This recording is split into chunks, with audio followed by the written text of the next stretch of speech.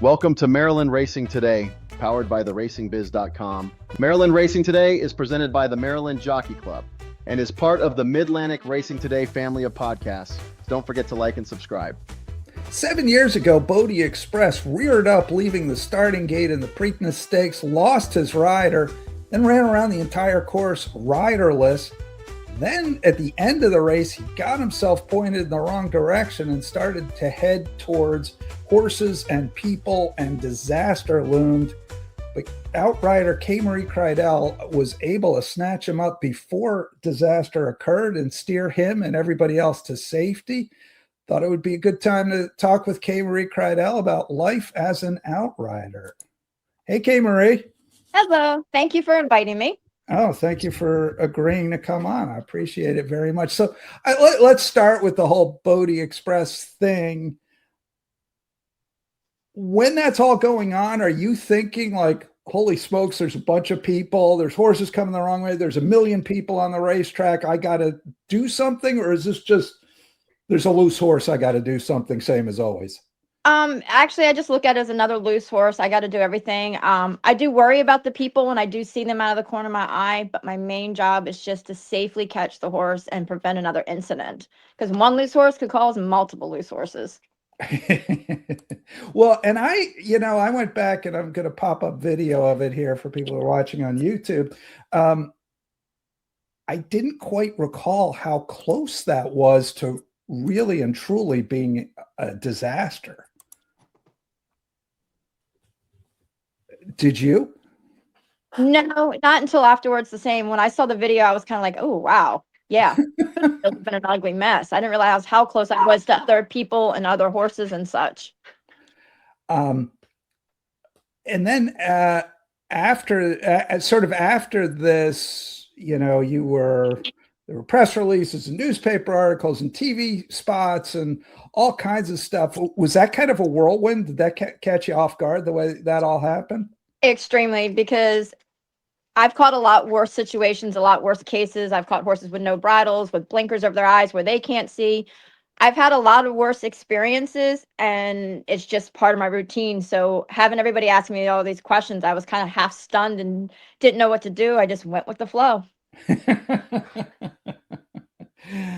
Yeah, I mean, I watched an NBC thing on you, and just all kinds of stuff. But was this guy? So you say you've had a lot worse. Talk about what an example of something worse would be, because we're about to see how close this comes here. I caught one not too long ago. I think it was last year, or maybe I'm pretty sure it was last year at Pimlico. We had one fall. It got tangled up and fell, and when it fell, the saddle slid back on its haunches, and the blinkers and half the bridle was covering his eyes. So now the horse is coming down the turf course, and he's bucking and he's zigging and zagging, and he can't see me, he can't see the rail, he can't see nothing, and is running for his life at full speed. And luckily I was able to snatch it before it went through the rail or drop me. Yikes. So what's the experience like for you? Is it just like all adrenaline at that moment, or? It's the closest thing to back being when I was a jockey. It's a major, major adrenaline rush. Yeah. But it's not scary at the same time. Even when bad incidents happen, I never fear anything, and I trust my horses 150%. If it wasn't for them, I couldn't do my job. They're smart. They read the situation. They put me where I need to be, and then I just hopefully reach out and grab the horse just in time. Sometimes I don't. We don't always catch them. Sometimes we reach for them, and they spin around and go the other directions. They hit the brakes. They jump our heels. But I'm lucky. I've got really good teammates, and we've done a lot of tag teaming where we push the horse onto each other. And if one of us misses it, it jumps back and the other one catches it, or we help push it into the other one because none of us can grab it. Mm-hmm. I'm lucky. I have a good group of outriders that help me out every day. What is it, you're talking about a good group of outriders, like what is it that makes a good outrider? Obviously, horse skills, huge part of it, but what else? I think you have to have really good instinct. You can't think. Everything happens in milliseconds. It's next thing you know, there's a loose horse, the sirens are lights on, you see it, and especially in the morning. Mornings are very hectic because you have horses going in 50 different directions. Even though the afternoon, 9 out of 10 times they're going faster, it's usually a smoother and easier transition because 9 out of 10 times everything's going in the same direction. So it's pretty easy to just kind of swoop in and snatch them. But in the mornings, you've got horses and riders going every direction you have to avoid. And sometimes the horse will come to you and you think they're rolling on the outside rail and you set up in the middle to get them. And before they get to you, there's a herd of horses and now they're jumped in and now they're on your inside. So before you can react, you're already reacting. So if you don't have quick instincts, you cannot make it in this game. No, that's clearly true. What about for the horses? Like what makes a good pony? My opinion, a good pony is a horse that's very level-headed, has a desire to run. They want to be able to run. Anything that's pluggy and lazy, they'll never make it because sometimes we do boogie around there just as fast as they do in the afternoon. Sure. But they have to be very intelligent. And everything I've had, luckily, are very smart. And sometimes they outread it before me. I'm thinking in my split section, I'm going, let's go this way. And then next thing I know, they're like, no, we're going this way. And 9 and 10 times they're right and I'm wrong. Huh. So having a good trusting mount really helps a lot. And we all have our preferences. Like my favorite right now are street magicians. Really? I have 2 of them. Both my afternoon ponies are, not street magician.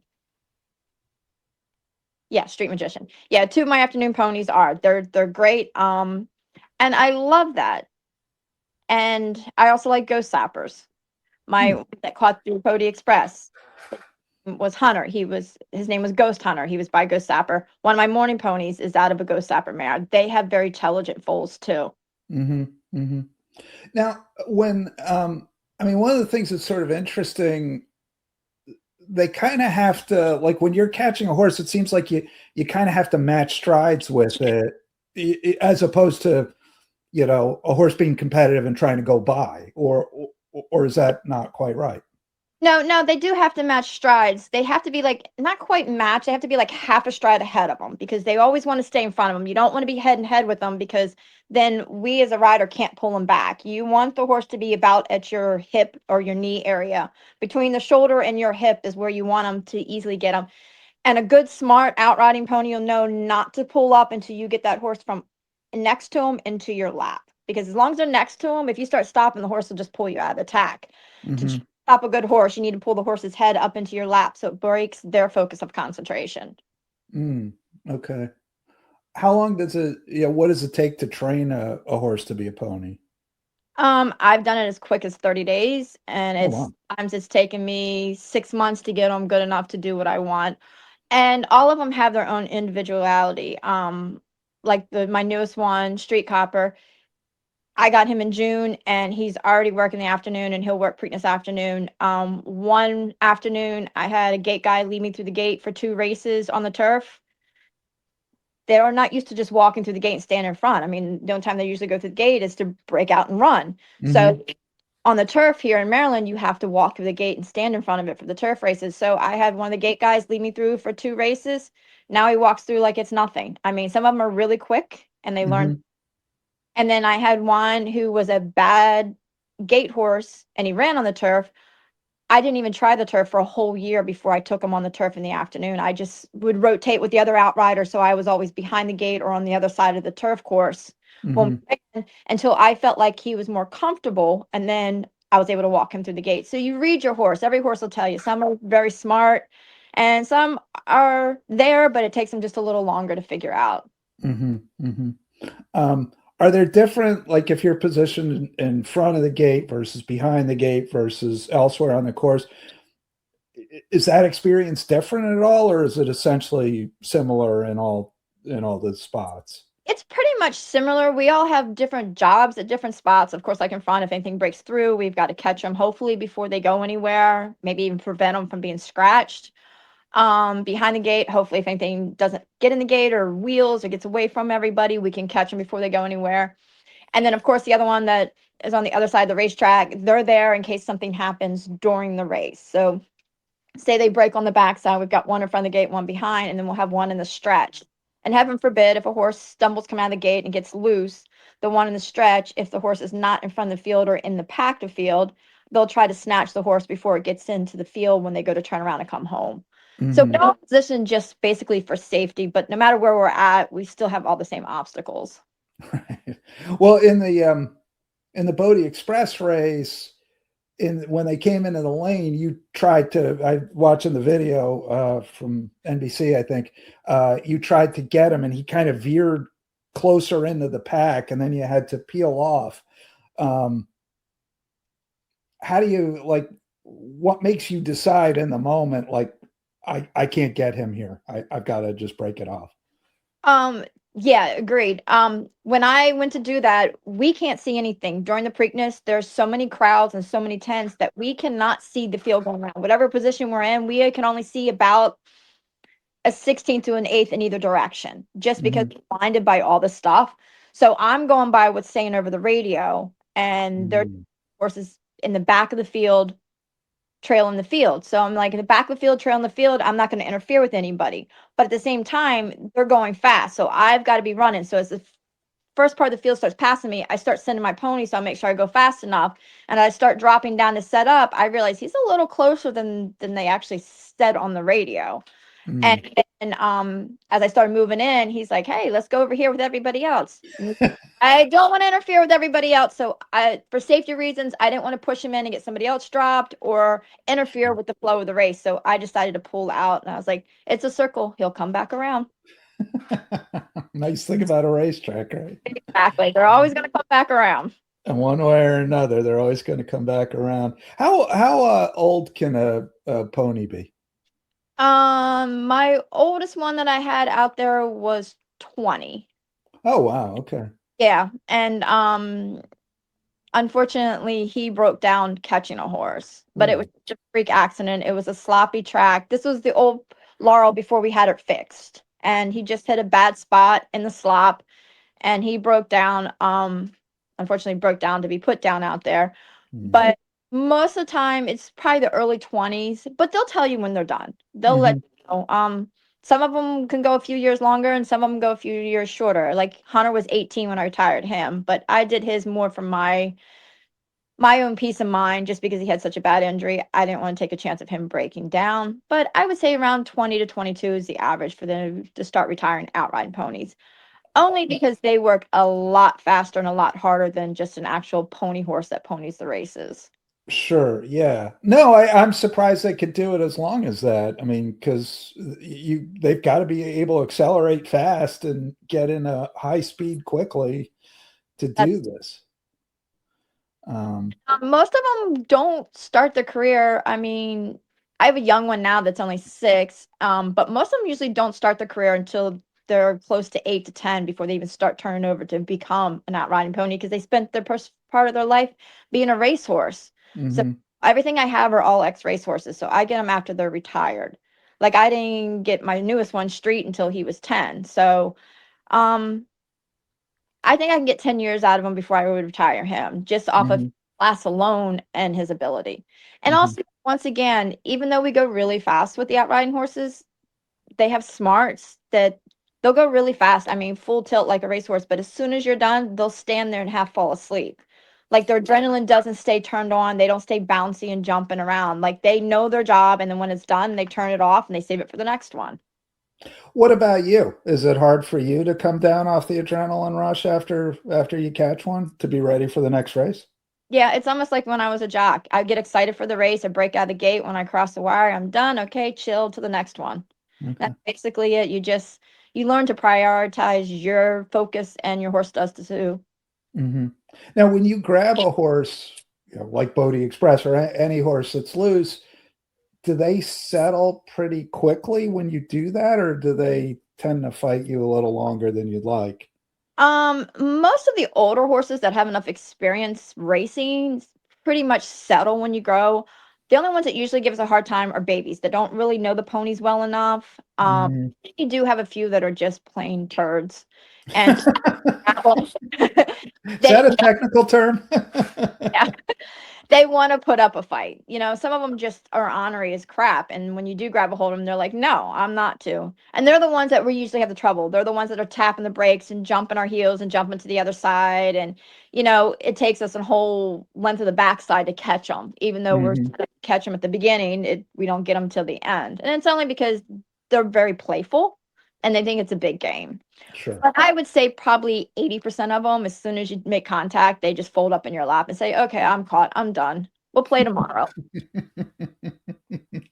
I'll get you tomorrow, Kaymarie. Exactly. Um, now, talk about Hunter for a minute. He's the one that you were on when you caught Bodexpress. He was in a van accident, right? Yes, right after the Preakness, driving home that evening, I was shut off at an intersection going downhill, and I have a slant load trailer, so he was the last one to work. He took home the Preakness horse, so he was exhausted, and he was probably half asleep, and only had one foot, cocked up behind, wasn't totally braced. So he slid underneath his partner and was penned, and of course they're panicking, and his partner ended up stomping him and Oh damaged man. really bad. So Uh-huh. he had to be rushed immediately to New Bolton that evening, or he wouldn't have survived. I mean, he ruptured his joint capsules and everything in his knee. Oh man. But you managed to get him back to the races and back to the Preakness. Yes. It literally was a full year. I think I took him out one weekend prior to Preakness weekend just to get some of the bugs out of his mind and everything. And he marched out there like nothing ever happened. Uh-huh. Uh-huh. Well, you said off air that you promised him one more Preakness. Do Yes. they do they do you think what do they know about the Preakness? I guess is the question. What do they know about the big day? I don't think they quite understand what the Preakness is, but they do understand their job, and I do think they understand big days. They seem to be a little more proud. I mean, I don't know, maybe it's my imagination, but my ponies kind of seem to carry themselves a little higher and their necks a little more arched. And like they know that they're the center of attention out there. They know people are watching everything they do. And all my ponies take pride in their job. They're actually very upset and mad if they miss a horse. They take it personally. So I think when it's something like that, when they know they're more the center of attention, it means a lot to them. It's kind of like a good racehorse. Everybody knows certain horses, and as soon as they walk out, the horse is like, "Oh, that's them," and the horse starts prancing and realizing their center of attention's on them. This Hmm. is like my ponies, and they know big days with all the cameras and the crowds. The center of attention is on them too, so they take pride in their jobs. Hmm. Hmm. Is there Laurel is a longer track than Pimlico. It's a wider surface than Pimlico. Does that make your job easier, harder? No real effect. I don't think it really has any effect. Racetracks are racetrack. As long as we have rails on either side, we're good. It'd be quite a racetrack without them. That's true. um, how do you get like you said street one of your newest pony was I think Mike Trombetta had him, you said how do you how do you how do you end up with these horses? Like, do you identify ahead of time, like I think that'll be a good pony I down the actually road? do. I saw him when he was running, and I said something to Tana I think it's probably one afternoon. I think it might have been a day he was running. I said something to her in the paddock. I said, let LJ know that I would love to have Street whenever he's done. And she Hmm. said, okay, I'll let him know. And back when I was a jockey and Grand Motion training for Larry Johnson, I actually rode some races for him. So I've known Larry Johnson for 30 years. Mm. So when Tana said something to him that I would like to have him when he was done, because I knew he was a gelding, so he wasn't going to go off to become anything else. Um, he actually, instead of running him one more year, he told Tana, tell Kaymarie she can have him. Mm. So Okay. that I ended up getting him just because I asked. But I What? I see Yeah. horses and I pick them out, and I mean, like, I think that horse will make a great outriding horse, whether it's for me or for somebody else that's looking for a horse. Hmm. Hmm. What is it that you see, like what did you see in Street that made you think he'll be good? I guess I would say just his mannerism, and then also knowing that he has some talent. I mean, you want horses that have a little bit of talent, Mhm. but look at their mannerism and you realize that it makes a big difference. It sounds like you got a ferocious terrier there. I have two Jack Russells. Okay. One's young, and she wants to be the center of attention too. Speaking of centers of attention, my guys are sleeping on the couch right now, I believe. So it's a good life being a dog in a good dog household, right? Yes, very spoiled dogs. Spoiled horses too. Yes, yeah, my very spoiled. They're kids to me. They're my four-legged kids. Yeah, yeah. And you were a jockey for a number of years. You won, I think, 190 races, several stakes.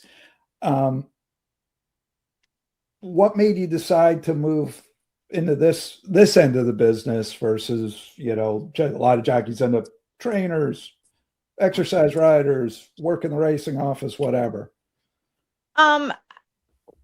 When I was getting towards the end of my career, I decided I wanted to retire before I was done. I wanted to still have people asking me to ride. I didn't want to be at the position where a lot of jockeys retire when they're done, but like they're done. And I didn't want to be at that point. I wanted to retire when people still wanted me to ride. So, but at the same time, I love to ride. So I wanted to find something else to do. And then that's when I decided, well, outriders are fun. They get to go fast. Fast. I just ride my own horses instead of somebody else's. So I started actually my last 2 years. Bella. I'm sorry. My last 2 years in my career. Stop. Sorry. My last 2 years of my career, I started filling in the afternoon.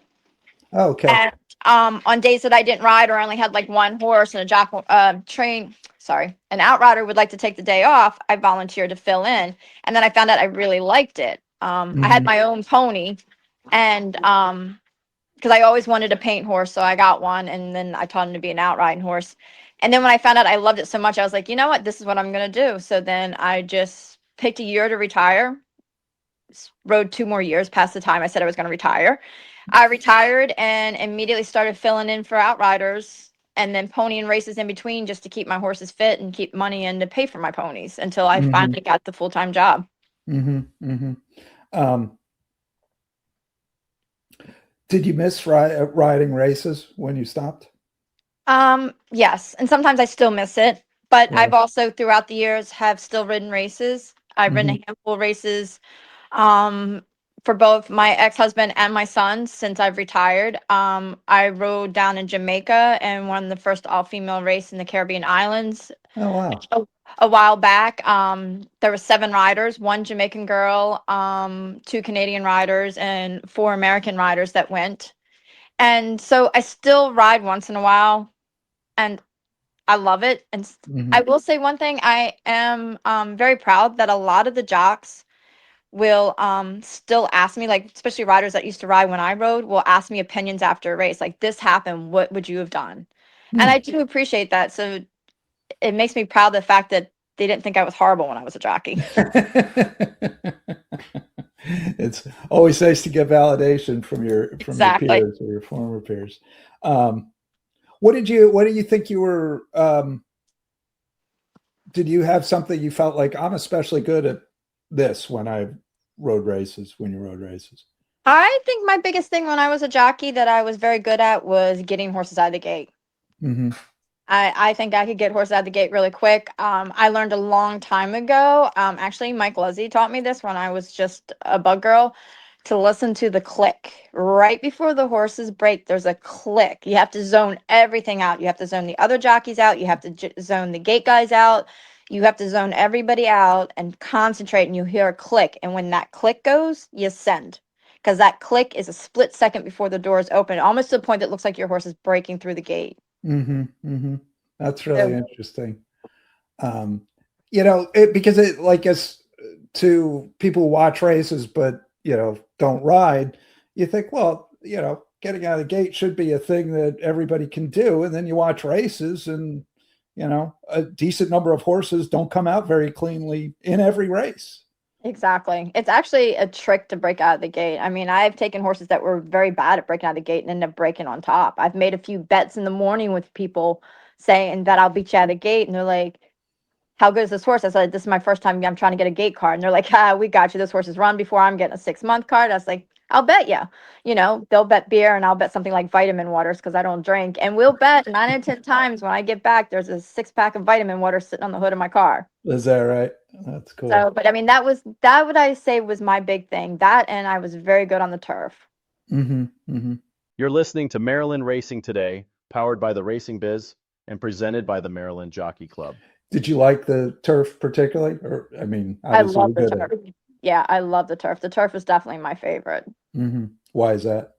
Um, I I don't know, it just feels more natural to me. You know, remind Mm-hmm. me when I was a kid and riding my ponies, galloping through the fields at home and stuff. I think it just made me feel more like my childhood. I mean, Mm-hmm. back in the old days, I always would race my little ponies through cornfields and across fields and stuff like that. And I think it just gave me a lot of my childhood riding on the turf. And I also think horses just handle the turf so much better. They just float. You don't even feel them hit the ground. It's just such a nicer thing. I just have always been a big fan of the turf course.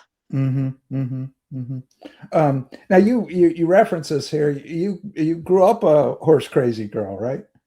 Yeah, when I was 7, I got my first pony. Been riding before then, but I got my first pony when I was 7. And they used to tease my parents. They're like, "Oh, every little girl wants a pony, you know, she'll outgrow it." And to this day, my mom still asks me when I'm gonna outgrow it. How's that coming along? Doesn't seem like it's going very Yeah, it's well. not coming along.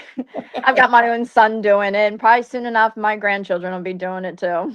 Yeah. Now your son's TJ Aguirre, and I did a story with him a couple of years ago, which was fun. He had the horse Shambo, who didn't didn't make the races until she was he or she. Now I can't remember. She was 5, Yes, and he started her in a stake at Colonial Downs first time out, and she won, which was his first stakes win, which I yes. thought was a very cool story. That must have been a neat moment for you, huh? As Oh, a yeah, proud definitely. mom. Yes, definitely. Did you want did you want your son to go into the racing industry? Not want it, or Absolutely not. I wanted him to go off and become like a lawyer or a doctor so I could retire by now and live on his property.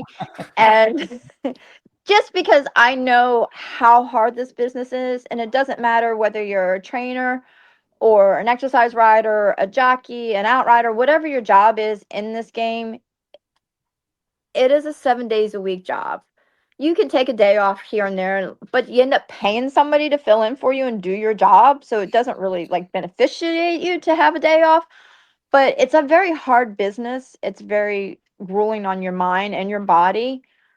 But also, I think it's a job that's a passion. I mean, if you didn't love horses and you didn't love the game, you wouldn't be in it because it is a hard game. And I know how hard it is. And I didn't want him to have to go through the struggles.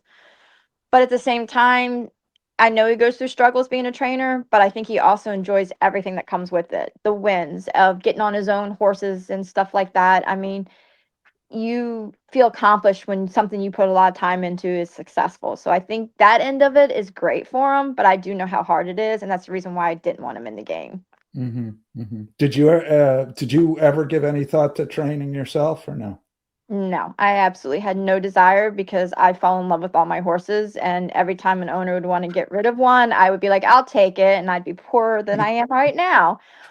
And I would also probably be devastated every time one of my horses would get claimed. Right. So I do get very attached to animals. And I think that's the reason why I chose not to train. Plus, I do like going fast. And that's one of the reasons why I love the job I have now. Mm-hmm, mm-hmm, mm-hmm. Now, you told me a couple of years ago that as a kid you were more like eventing and that kind of stuff. And I think the phrase you used was you got into riding thoroughbreds, flat racing, basically by accident. Yes, it was Talk 100% by about how accident. that happened. I was actually still riding and I just sold my horse and I was driving down the road and I bumped into this farm and I saw all these horses. So I just stopped by and I said, "Hey, I'm just looking for some horses to get on, do you need any help? I got my own saddle and everything in the car. And they're like, well, these are racehorses. I was like, I don't care. Can I get on some horses? So, and they're like, do you know anything about racehorses? I was like, I have no clue, but I want to ride. So they put me on some youngins and I helped break some babies. And then they had a bad baby and he was ornery as crap. And I got along with him really well. And he was going to the racetrack for the first time. And that was Delaware Park because I grew up in Port Deposit and the farm was in Port Deposit, which is really close to Delaware. Mm-hmm. So the baby was going to Delaware Park, and they're like, you know, I talked to the trainer, and we'd really like you to get on it for the first couple weeks just until it gets in routine because he's so bad. And I was like, yeah, I'd love to go. I was hooked. Once I got to the racetrack and saw what it was like, I was like, okay, this is what I'm doing. I still went to college and everything else, and I went for almost 4 years, but I dropped out to become a pinhead. Well, at least you own it, right? Yes.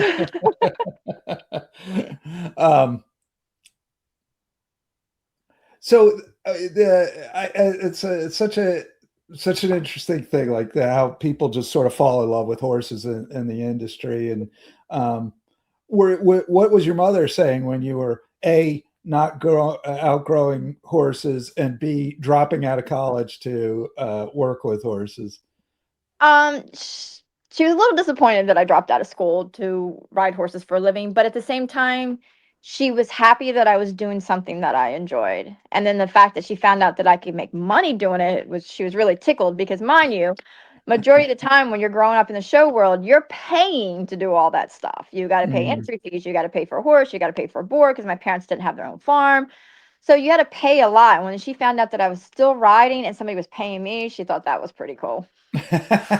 You finally did it. You found out a way to make money instead of losing it on this. Exactly.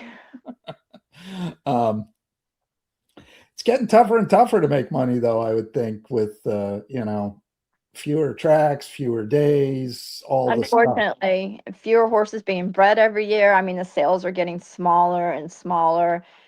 I- I'm afraid we're starting to slowly lose this business, and it's so sad because if so many people could actually see outside of what prejudice they hear on social media and realize how wonderful horse racing is, I think it could grow again.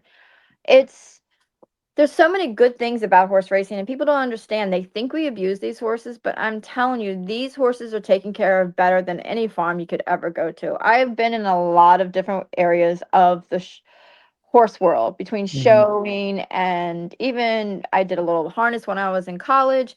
And I've Mm-hmm. been through all different aspects of the horse world, and we treat our horses at the racetrack way better than 99% of the barns in the whole entire United States. Really? Yes.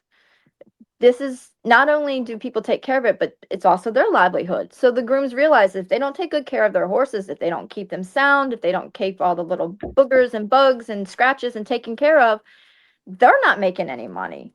So they invest their time and energy into the horses. The exercise riders realize they won't get stakes, they won't get bonuses unless they put the proper time and energy into their horses. And it's just a trickle effect. Everybody knows if they put a little extra time into this horse, everybody's going to get rewarded in the end. So I think the horses get taken care of way better than most businesses that involve horses in this world. Mm-hmm. Mm-hmm. And Is people that the don't realize message? it. Is that the message you would take to people if somebody said, "Okay, Kaymarie, you're the official messenger for thoroughbred racing to the rest of the world"? Is that the message you would take them?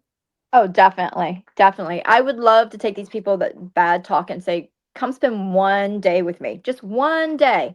Come in the morning and afternoon, just spend the whole day with me, be my shadow, watch what I do with my horses every day, watch how much energy I do, and realize that these are like kids to all of us. These grooms, some of these grooms will sit down and cry if their horses get claimed, will sit down and cry if their horse breaks down because they love them just as much as I love mine. I mean, once again, this is our world. And if you take racing, you're going to break a lot of people's hearts. A lot of people enjoy this. It's not only a business, but it's a passion. I mean, these animals mean the world to us. And people need to realize we do everything we can. And I'm telling you, there's a lot of people, and I'm not talking just me. There's a lot of people in this game who will eat peanut butter and jelly sandwiches for 2 weeks so they can take care of their horse that week.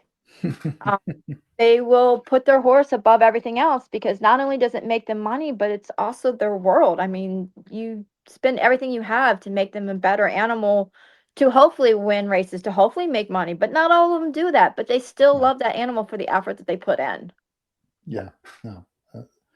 I used to own horses. And speaking of money, my wallet finally gave up on that. But um, Understand that. yeah, totally. I'm sure you know way better than I do. But it's funny you say it because like I was thinking like one of my favorite horses that I owned he was just like a mid-price claimer. He was as a racehorse he was fine, but he was nothing special. But I just like he was an older horse and he knew what his job was and he just was really like tried hard, no fuss, no muss. And it was like, this is cool. This is a cool horse. Like he's just a guy like carrying his lunch pail of work every day. Exactly. Giving you everything he can when he can. Yeah. Yeah.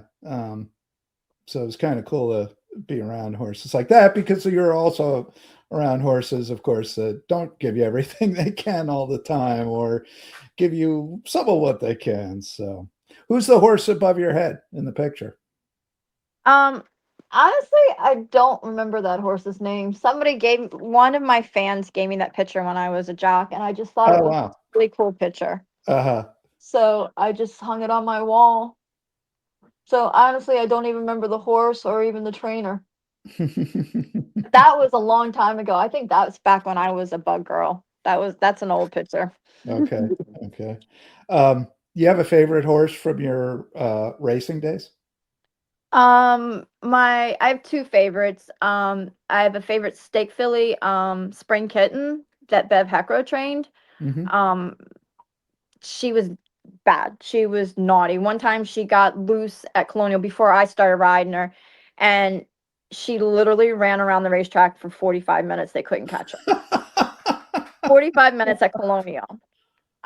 She was to the point that nobody wanted to ride her. And one day Bev asked me, and I'd say probably 1 out of 10 times I rode her, she dropped me in the post parade. Oh my. Um, she never got saddled in the paddock. She always had to be saddled either outside on the racetrack or whatever, but she could never be saddled in the paddock. And we went all over the place to ride her. 9 and 10 times she ran against the boys because she was just a speed freak on the turf, but it was hard to find a lot of short turf races for fillies. So a lot of times we ran against the boys. Not like today, huh? No, not like today. She actually won a stake race at Colonial against the boys, and we were actually on the billboards going down 301 and 95 heading to Colonial the following year with our Uh-huh. picture of us because she won the race, and I think she at that time broke the track record. Oh wow. She was just a freak, but like I said, she got ruled out of New Jersey. She was so bad at New Jersey to be saddled. She ended up third against the boys, got beat a neck for the whole thing, and they said, "Congratulations, your filly ran a bang up race against the boys." Da da da da. She's not welcome back in New Jersey. She got ruled off in New Jersey. That's how bad she was. Congratulations. Don't come back. Exactly.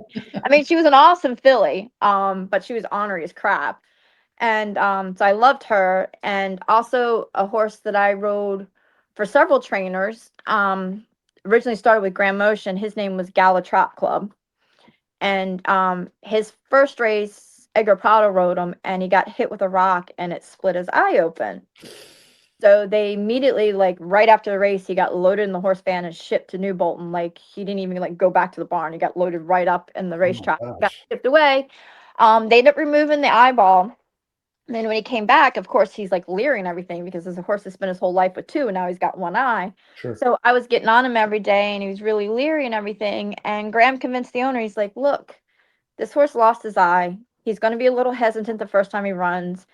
And I think the horse needs to trust somebody. And Kaymarie's been getting on it. I would really like to put Kaymarie on." And the owners were really great. And they're like, "Okay, if you think that's the best thing." And I won 9 races with them for several different Wow. trainers. Wow. Yeah. So it was definitely probably my favorite. And he was ornery as crap. He was a shelter half. He was ornery as crap. He used to drop people all the time. But I actually have pictures of TJ when he's like 3 and 4 years old riding him around the barn. I mean, he was absolutely perfect when I put TJ on as a little kid, but you put another adult on him and he'd drop you in a heartbeat. I mean, he was an ornery little crap, but he could run. So, and in the morning, he would go in 13s, 13, 13, 13. I don't care if you turn the stick over, you put him in company, he went 13s. But you go in the afternoon and he'd run 10s. So he knew That's the something. difference. He knew when he was supposed to run. In the morning, he'd goof off and he'd go slow and he'd mess around. But in the afternoon, he'd pin those little ears and he'd run his eyeballs out for you. So these horses, like you referenced the filly who kept dropping you in the post parade. I mean, do you ever, as a jockey, do you ever get to the point where you're like, you know what, I don't need this anymore. I don't need this crazy horse that drops me every few weeks. I never did, but I'm not necessarily one of the smartest ones out there. I did ride races for a living. So, no, no, I've never really had that fear. But I do know horses that are mean, and I'd be like, afterwards, I'd be like, I don't want to ride this one back because he's not dropping me because he's happy, feel good. He's dropping me because he hates his job. He doesn't want to be a racehorse and he doesn't want me. You learn the difference, but as far as happy horses like that filly, so you can drop me every post parade. I don't care. As long as you don't get loose and we can still win the race, drop me. I'm happy. So Do you think having grown up with horses and doing all the stuff you did, is that helpful to you? Was it helpful as a jockey? Is it helpful as an outrider? I think so because I think it helped me get that sixth sense to read horses because I spent my whole life around them. And I do think you kind of need that little extra knowledge that you can't just buy at the store, something that you have to gain with experience. So I do think my whole life around horses has definitely benefited me. Interesting. So did you, I mean, I think of riding horses as like riding a motorcycle, like sooner or later you're coming off. And was it ever hard for you to get back on? Like if you got injured in a race, was that a process to convince yourself or? No, but when I had my bad spill back in 93 and I actually died, they had to use the paddles on me on the racetrack, in the ambulance, and at shock trauma. I flatlined 3 times. Oh my gosh. When I was coming back, I wasn't quote unquote even back on a horse yet. And I looked over at Tony and I says, I need to know if I can ride again. I need to know if I'm scared. He goes, do you feel scared? I was like, no, but I need to know. And we were at Timonium and he's like, well, my dad will put you on a horse because his dad trained. And I was like, well, I need to know now. And he's like, well, you haven't been on a horse. I was like, I need to know now.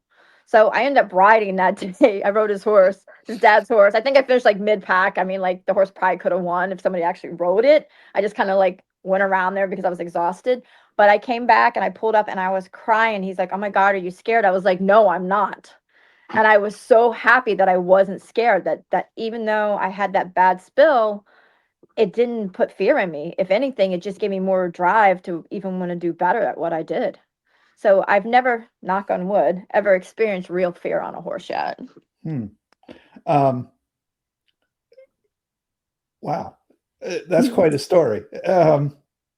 That's quite a story. So what was the spill, if you don't mind talking about? I was breaking out of the gate. I was just a bug rider. I was breaking out of the gate at Delaware Park on the backside. And as we were I think we were going 3/4, but we hadn't even gone, not even 10 jumps. And the jock on my outside purposely looked over his shoulder, looked right at me and came over.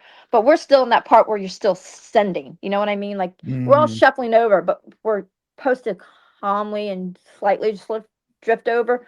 Right. He like literally looked over and just shut me off. I know for a fact it was all, this is back when we actually physically got the daily racing form in our hands. Sure.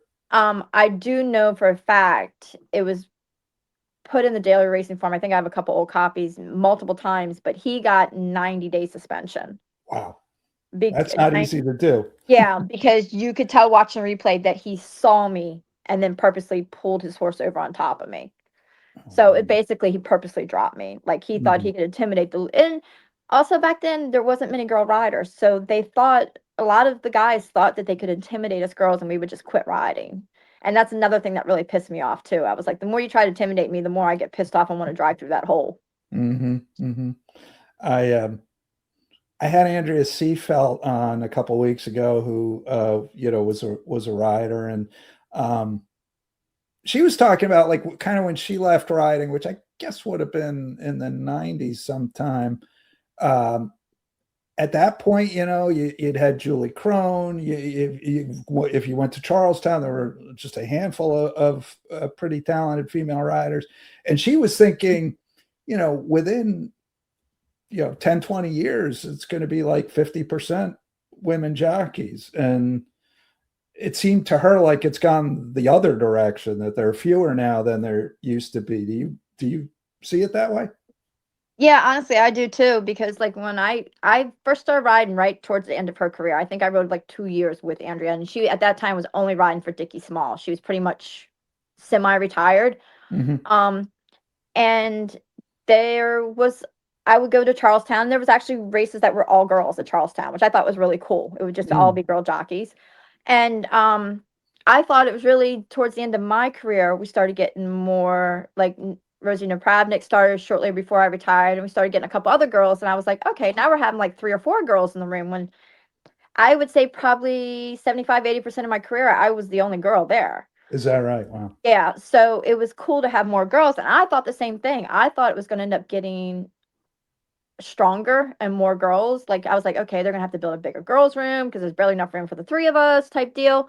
And then they did. They did expand the girls' room at Laurel and everything. And I thought the business was gonna go. And I'd say for probably about 6 or 7 years, it started to get stronger, and then it tailed off. And I think she's right. I think it actually is back to the way it was when both me and her were riding, when there's only a couple girls here and there and there. Why do you think that is?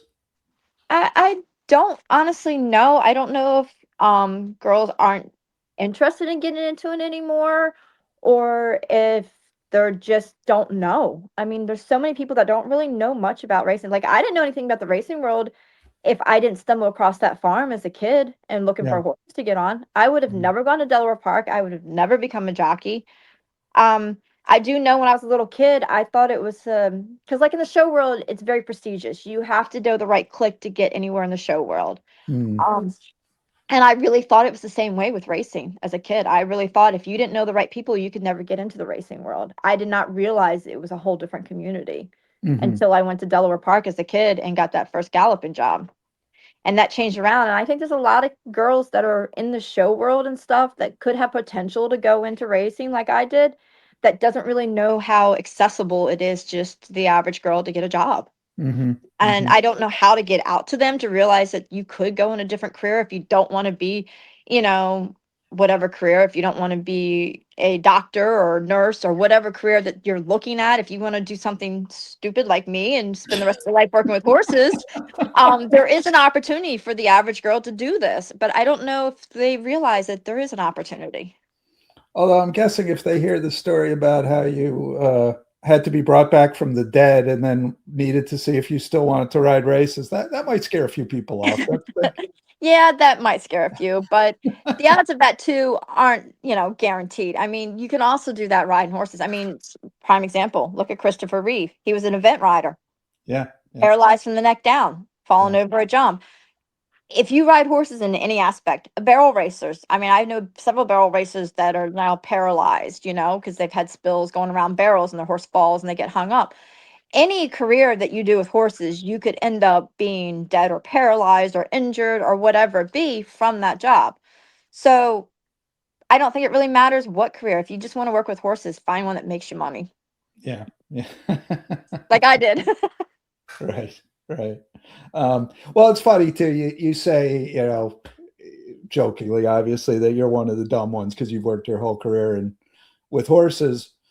But it's also pretty clear that it makes you happy doing it. And yeah, I couldn't imagine doing anything else. I mean, I know I have a college education. I know I could go back and have another job. But to be honest, if I was stuck in an office, I think I'd go insane. I love being outside. I know I bitch when it's cold and I'm freezing and I complain. And I know I bitch when it gets really hot and I complain. But in all honesty, I'd rather be out there with the animals and the people and doing that than being stuck in a stuffy office. I like the outdoors. I love the horses. I love my job. And I couldn't imagine doing anything else and being happy. Yeah. And it shows. It's Thank clear. you. It's clear that you love what you're doing, which I think is the whole trick of life, isn't it? Figuring Yes. out a way to make money doing something you really like to do. Yes. Yes. I do enjoy getting up and going to work every day. And there's a lot of people I know. I know a lot of people that are not in the racing business that don't enjoy getting up and going to work. They bitch, oh my God, I got to get up this morning. Oh my God. And I'm like, you have 2 days a week off. I don't get 2 days a week off. You should be happy with that. Yeah, but during those 2 weeks, I got to do all this stuff and I don't get. And I was like, well, yeah, that's true because on the days we don't have racing, I'm done by noon and I've got a whole day to do whatever I want. So yeah, Mhm. I do enjoy the fact that I do work 7 days a week, but I do have a lot of freedom on the dark days. Right, right. And of course, when you do work, right, you got to be, if you're out riding in the morning, you got to be out at, 0 dark 30 to be there when they start coming on the track. Exactly.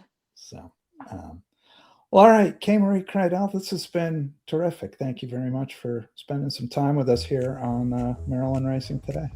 Thank you very much. I appreciate it. I appreciate being able to share what I do. And I hope these little things that you're doing to promote everybody and advertising this will help bring racing back because this is a passion that I think a lot of people really enjoy. And I hope it continues for many years.